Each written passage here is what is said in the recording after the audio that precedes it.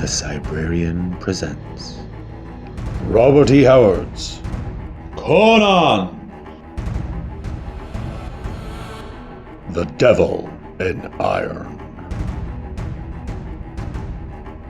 Disclaimer: the following may contain violence, references to sex, and language that may offend. Music by Solar Flare.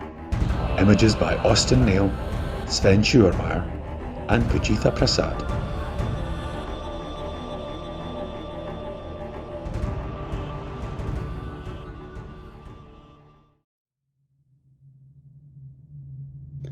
Chapter 5.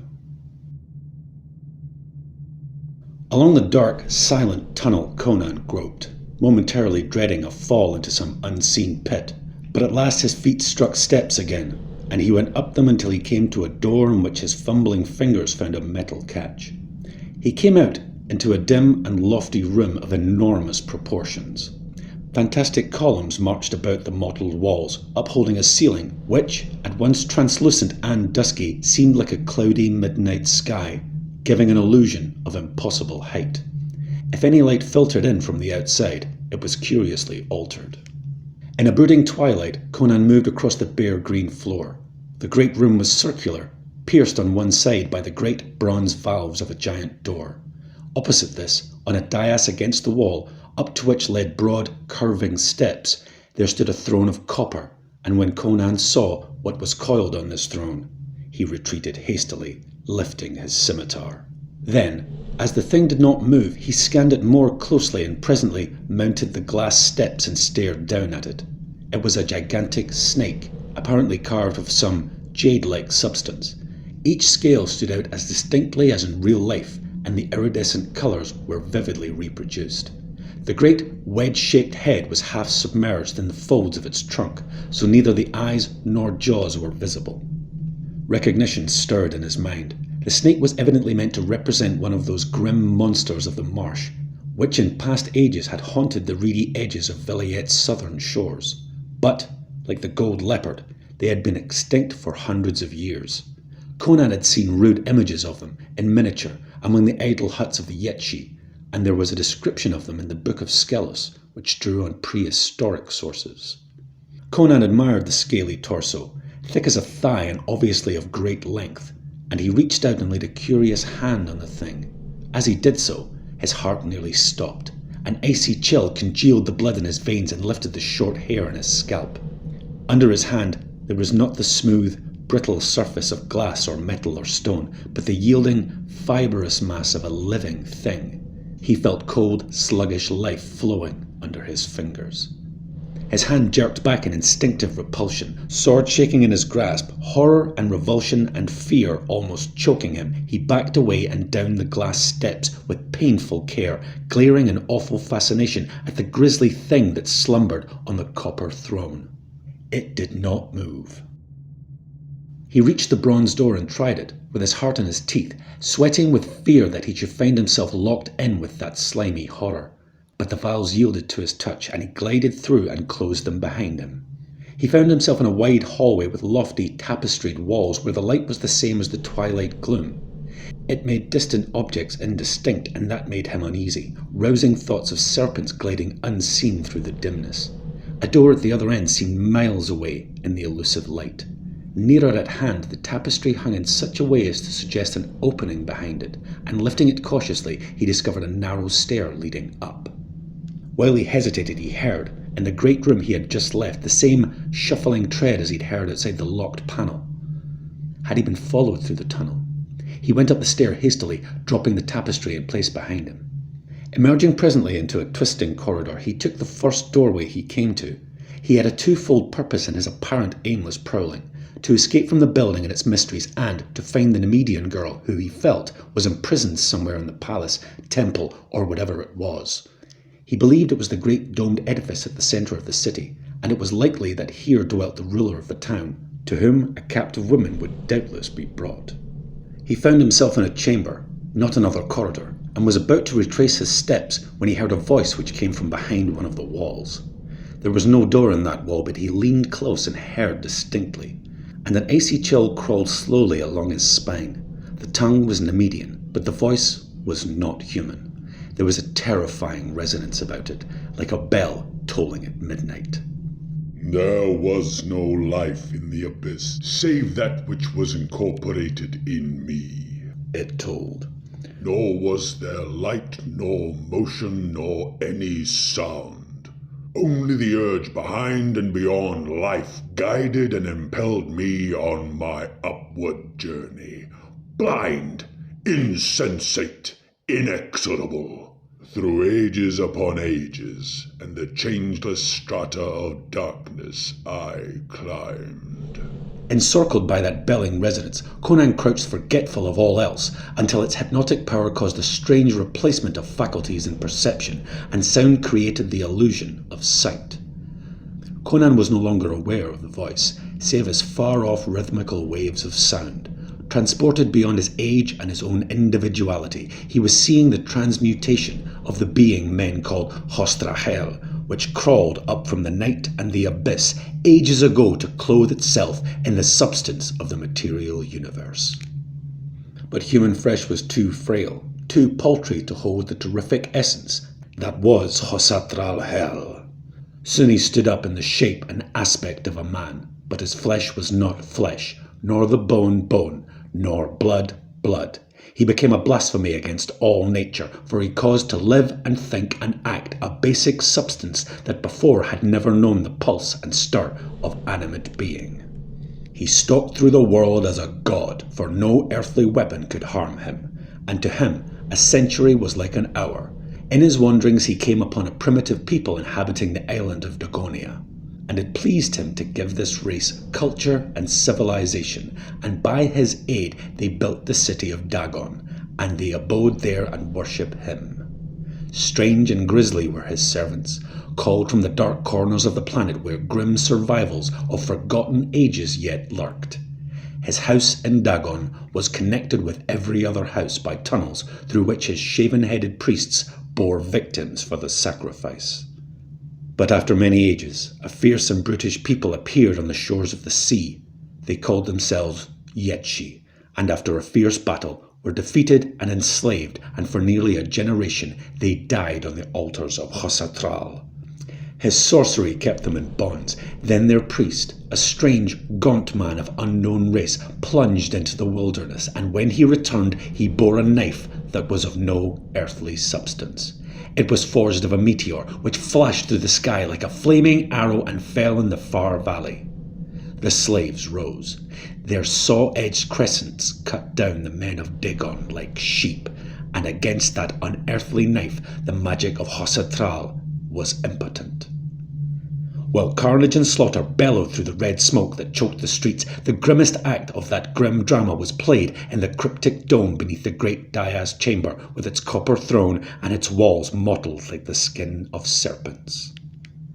From that dome the Yetshi priest emerged alone.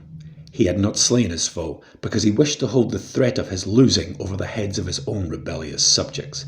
He had left Hostrahel lying upon the golden dais, with the mystic knife across his breast, for a spell to hold him senseless and inanimate until doomsday. But the ages passed, and the priest died, and the towers of deserted Dagon crumbled. The tales became dim, and the Yetshi were reduced by plagues and famines and war to scattered remnants, dwelling in squalor along the seashore. Only the cryptic dome resisted the rot of time, until a chance thunderbolt and the curiosity of a fisherman lifted from the breast of the god the magic knife and broke the spell. Hostrahel rose and lived and waxed mighty once more. It pleased him to restore the city as it was in the days before its fall. By his necromancy he lifted the towers from the dust of forgotten millennia, and the folk which had been dust for ages moved in life again. But folk who have tasted death are only partly alive. In the dark corners of their souls and minds, death still lurks unconquered. By night the people of Dagon moved and loved, hated and feasted, and remembered the fall of Dagon and their own slaughter only as a dim dream. They moved in an enchanted mist of illusion, feeling the strangeness of their existence, but not inquiring the reasons therefor. With the coming day, they sank into deep sleep, to be roused again only by the coming of night, which is akin to death. All this rolled in a terrible panorama before Conan's consciousness as he crouched beside the tapestried wall. His reason staggered. All certainty and sanity were swept away, leaving a shadowy universe through which stole hooded figures of grisly potentials. Through the belling of the voice, which was like a tolling of triumph over the ordered laws of a sane planet, a human sound anchored Conan's mind from its flight through the spheres of madness. It was the hysterical sobbing of a woman. Involuntarily, he sprang up. Chapter 6. Jahangir Agha waited with growing impatience in his boat among the reeds. More than an hour passed, and Conan had not reappeared. Doubtless he was still searching the island for the girl he thought to be hidden there. But another surmise occurred to the Agha. Suppose the hetman had left his warriors nearby, and that they should grow suspicious and come to investigate his long absence. Jahangir spoke to the oarsman, and the longboat slid from among the reeds and glided toward the cavern stairs. Leaving half a dozen men on the boat, he took the rest, 10 mighty archers of Khawarizm, inspired helmets and tiger-skin cloaks. Like hunters invading the retreat of the lion, they stole forward under the trees, arrows on strings. Silence reigned over the forest, except when a great green thing that might have been a parrot swirled over their heads with a low thunder of broad wings, and then sped off through the trees. With a sudden gesture, Jahangir halted his party, and they stared incredulously at the towers that showed through the verdure in the distance. Tarim, muttered Jahangir. the pirates have rebuilt the ruins. Doubtless Conan is there. We must investigate this. A fortified town this close to the mainland? Come. With renewed caution they glided through the trees. The game had altered. From pursuers and hunters they had become spies. As they crept through the tangled growth, the man they sought was in peril more deadly than their filigreed arrows. Conan realized with a crawling of his skin that beyond the wall the belling voice had ceased. He stood motionless as a statue, his gaze fixed on a curtained door through which he knew that a culminating horror would presently appear. It was dim and musty in the chamber, and Conan's hair began to lift on his scalp as he looked. He saw a head and a pair of gigantic shoulders grow out of the twilight doom. There was no sound of footsteps, but the great dusky form grew more distinct until Conan recognized the figure of a man. He was clad in sandals, a skirt, and a broad shagreen girdle. His square-cut mane was confined by a circle of gold. Conan stared at the sweep of the monstrous shoulders, the breadth of the swelling breast, the bands and ridges and clusters of muscles on torso and limbs. The face was without weakness and without mercy. The eyes were balls of dark fire, and Conan knew that this was Khosatral Khel, the ancient from the abyss, the god of Dagonia. No word was spoken. No word was necessary. Khosatral spread his great arms, and Conan, crouching beneath them, slashed at the giant's belly. Then he bounded back, eyes blazing with surprise. The keen edge had rung on the mighty body as on an anvil, rebounding without cutting. Then Khosatral came upon him in an irresistible surge.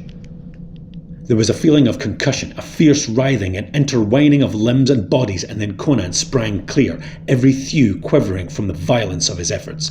Blood started where the grazing fingers had torn the skin. In that instant of contact, he had experienced the ultimate madness of blasphemed nature. No human flesh had bruised his, but metal animated and sentient. It was a body of living iron which opposed his. Khosatral loomed above the warrior in the gloom. Once let those great fingers lock, and they would not loosen until the human body hung limp in their grasp. In that twilit chamber, it was as if a man fought with a dream monster in a nightmare. Flinging down his useless sword, Conan caught up a heavy bench and hurled it with all his power. It was such a missile as few men could even lift. On Khosatral's mighty breast, it smashed into shreds and splinters. It did not even shake the giant on his braced legs. His face lost something of its human aspect. A nimbus of fire played about his awesome head. Like a moving tower he came on. With a desperate wrench, Conan ripped a whole section of tapestry from the wall, and whirling it, with a muscular effort greater than required for throwing the bench, he flung it over the giant's head. For an instant, Khosatral floundered, smothered and blinded by the clinging stuff that resisted his strength as wood or steel could not have done. And in that instant, Conan caught up his scimitar and shot out into the corridor. Without checking his speed, he hurled himself through the door of the adjoining chamber, slammed the door and shot the bolt. Then as he wheeled, he stopped short, all the blood in him seeming to surge to his head. Crouching on a heap of silk cushions, golden hair streaming over her naked shoulders, eyes blank with terror, was the woman for whom he had dared so much. He almost forgot the horror at his heels until a splintering crash behind him brought him to his senses. He caught up the girl and sprang for the opposite door. She was too helpless with fright either to resist or to aid him. A faint whimper was the only sound of which she seemed capable.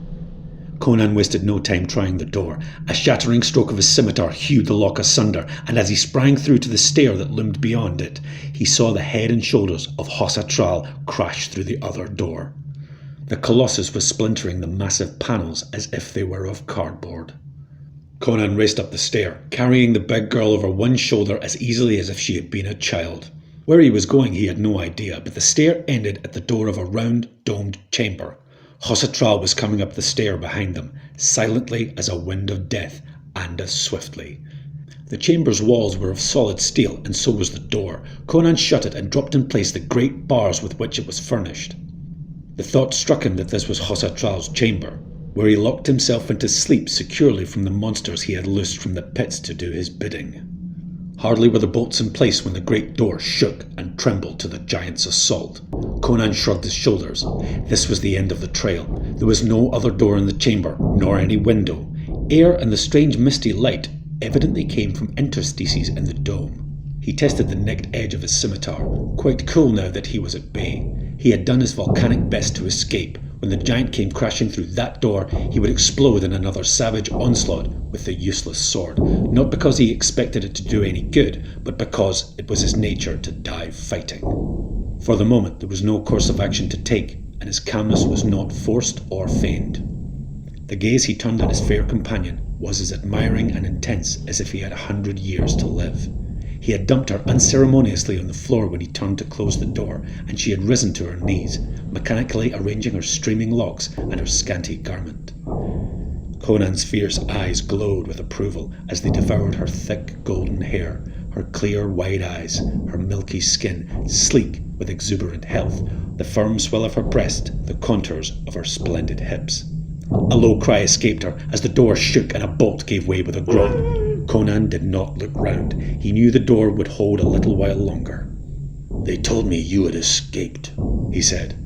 "A Yetchi fisher told me you were hiding here. What is your name?" "Octavia," she gasped mechanically.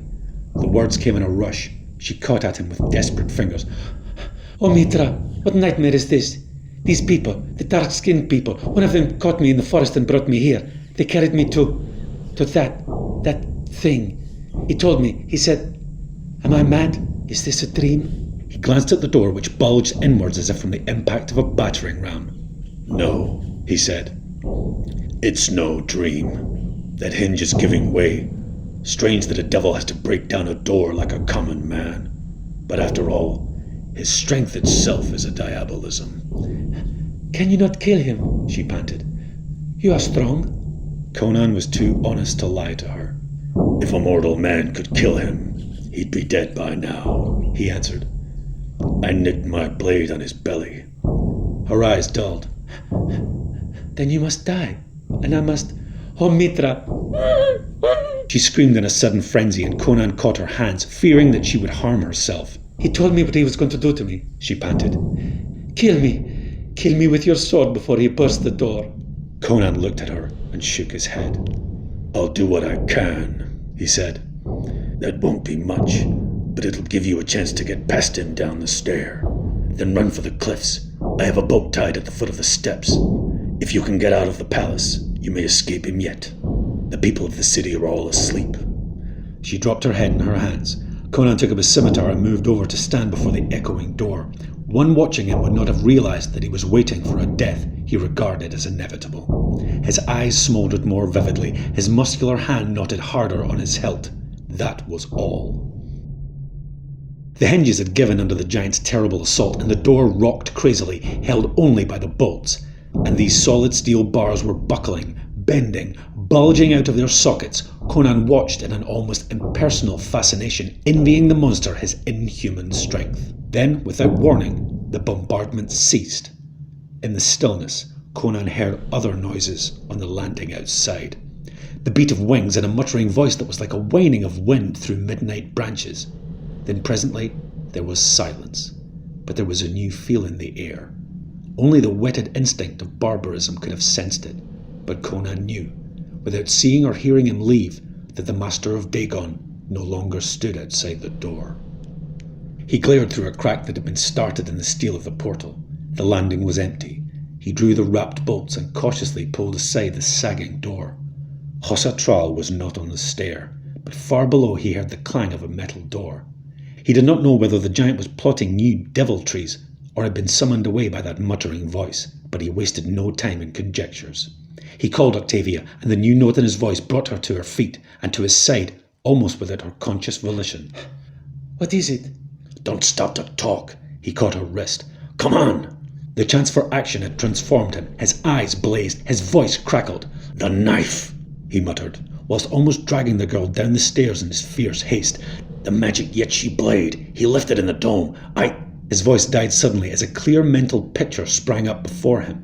That dome adjoined the great room where stood the copper throne. Sweat started out on his body. The only way to that dome was through that room with the copper throne and the foul thing that slumbered in it. But he did not hesitate. Swiftly they descended the stair, crossed the chamber, descended the next stair, and came into the great dim hall with its mysterious hangings.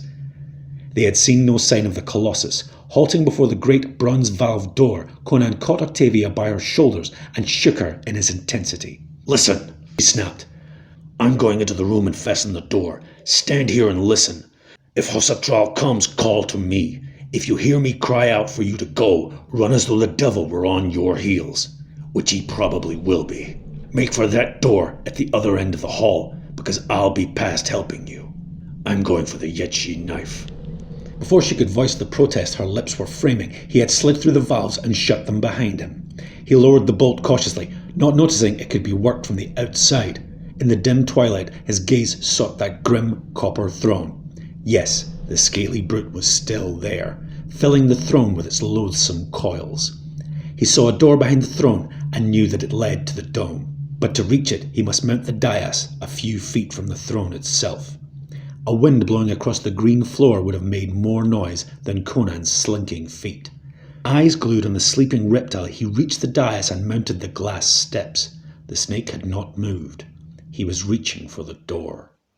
The bolt on the bronze portal clanged, and Conan stifled an awful oath as he saw Octavia come into the room.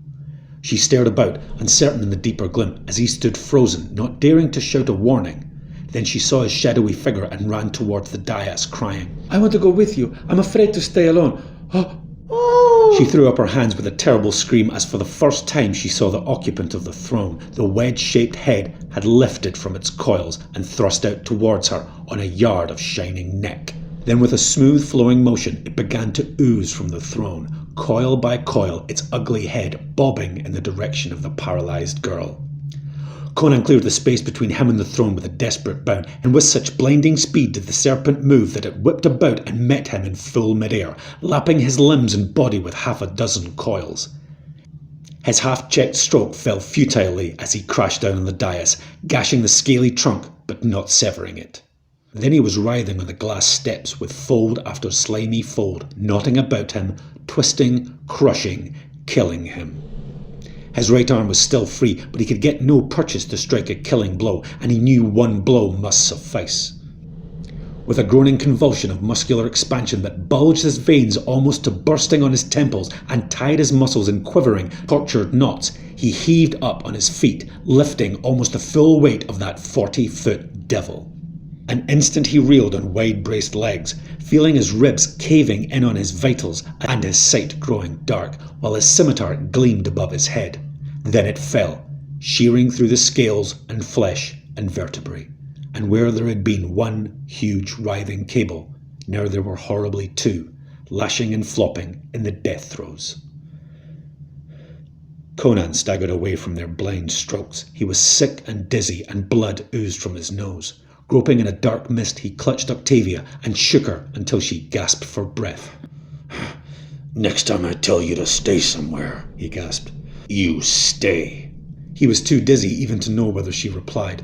Taking her wrist like a truant schoolgirl, he had led her around the hideous stumps that still loomed and knotted on the floor. Somewhere, in the distance, he thought he heard men yelling, but his ears were still roaring so that he could not be sure.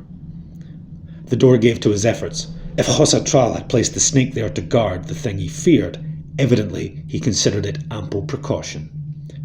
Conan half expected some other monstrosity to leap at him with the opening of the door, but in the dimmer light he saw only the vague sweep of the arch above, a dull, gleaming block of gold, and a half-moon glimmer on the stone. With a gasp of gratification, he scooped it up and did not linger for further exploration. He turned and fled across the room and down the great hall towards the distant door that he felt led to the outer air. He was correct. A few minutes later he emerged into the silent streets, half carrying, half guiding his companion. There was no one to be seen, but beyond the western wall there sounded cries and moaning wails that made Octavia tremble. He led her to the southwestern wall and without difficulty found a stone stair that mounted the rampart. He had appropriated a thick tapestry rope in the great hall, and now, having reached the parapet, he locked the soft, strong cord about the girl's hips and lowered her to the earth. Then, making one end fast to a merlin, he slid down after her. There was but one way of escape from the island, the stair on the western cliffs. In that direction he hurried, swinging wide around the spot from which had come the cries and the sound of terrible blows. Octavia sensed that grim peril lurked in those leafy fastnesses. Her breath came pantingly and she pressed close to her protector, but the forest was silent now, and they saw no shape of menace until they emerged from the trees and glimpsed a figure standing on the edge of the cliffs. Jahangir Agha had escaped the doom that had overtaken his warriors when an iron giant sailed suddenly from the gate and battered and crashed them to bits of shredded flesh and splintered bone. When he saw the swords of his archers break on the man-like juggernaut, he had known it was no human foe they faced, and he had fled, hiding in the deep woods until the sound of slaughter ceased. Then he crept back to the stair, but his boatmen were not waiting for him. They had heard the screams, and presently, waiting nervously, had seen on the cliff above them a blood-smeared monster waving gigantic arms in awful triumph. They had waited for no more. When Jahangir came upon the cliffs, they were just vanishing among the reeds beyond earshot. Khosatral was gone, had either returned to the city or was prowling the forest in search of the man who had escaped him outside the walls. Jahangir was just preparing to descend the stairs and depart in Conan's boat when he saw the hetman and the girl emerge from the trees.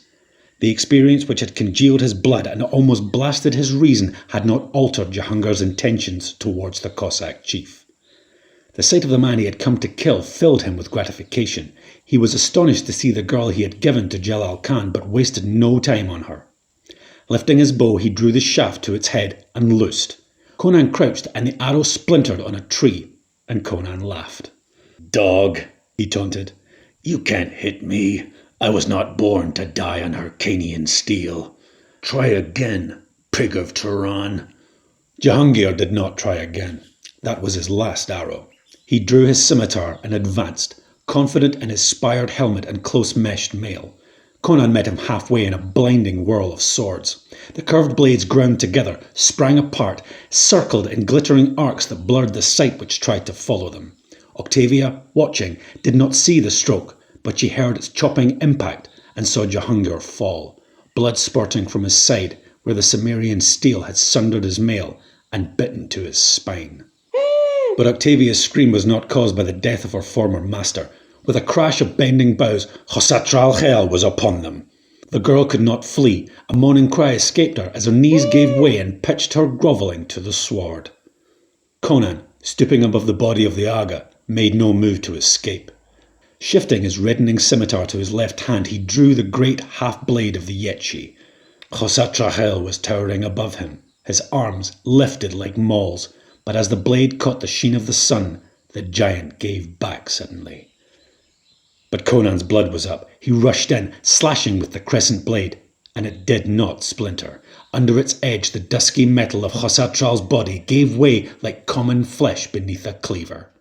From the deep gash flowed a strange echo, and Khosatral cried out like the dirging of a great bell. His terrible arms flailed down, but Conan, quicker than the archers who had died beneath those awful flails, avoided their strokes and struck again and yet again. Khosatral reeled and tottered. His cries were awful to hear, as if metal were given a tongue of pain, as if iron shrieked and bellowed under torment. Then, wheeling away, he staggered into the forest. He reeled in his gait, crashed through the bushes, and carmered off trees. Yet though Conan followed him with the speed of hot passion, the walls and towers of Dagon loomed through the trees before the man came within dagger's reach of the giant. Then Khosatral turned again, flailing the air with desperate blows, but Conan, fired to berserk fury, was not to be denied. As a panther strikes down a bull moose at bay, so he plunged under the bludgeoning arms and drove the crescent blade to the hilt, under the spot where a human's heart would be. Khosatral reeled and fell. In the shape of a man he reeled, but it was not the shape of a man that struck the loam. Where there had been the likeness of a human face, there was no face at all, and the metal limbs melted and changed.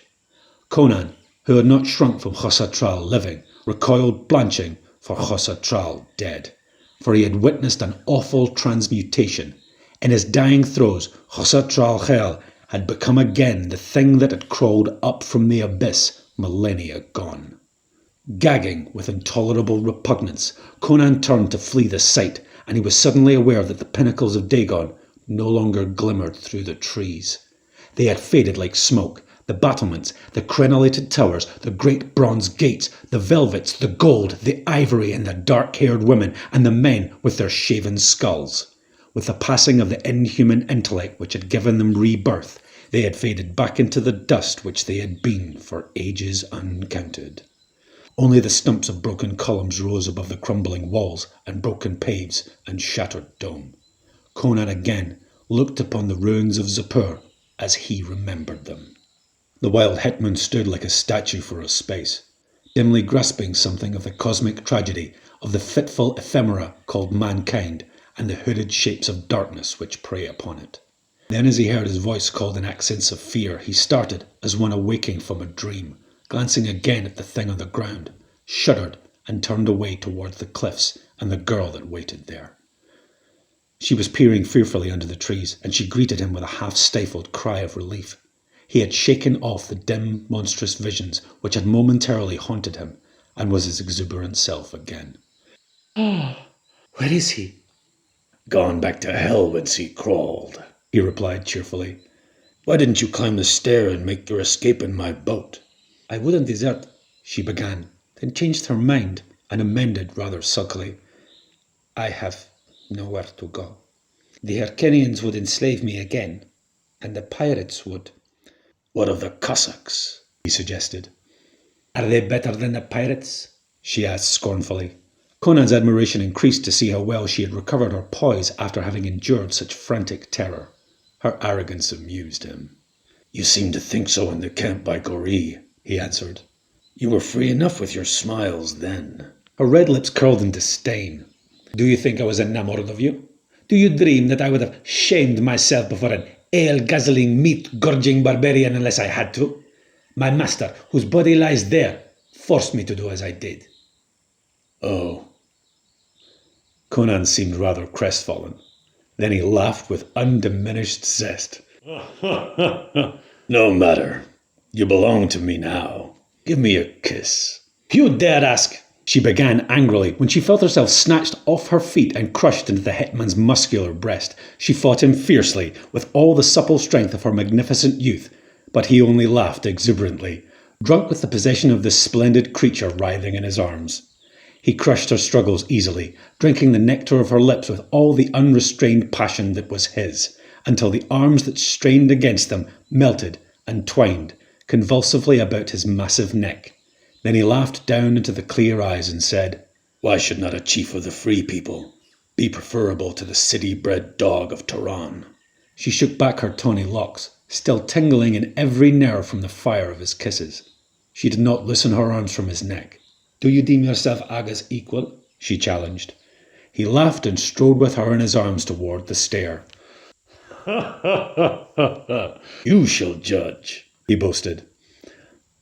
I'll burn Howerism for a torch to light your way to my tent.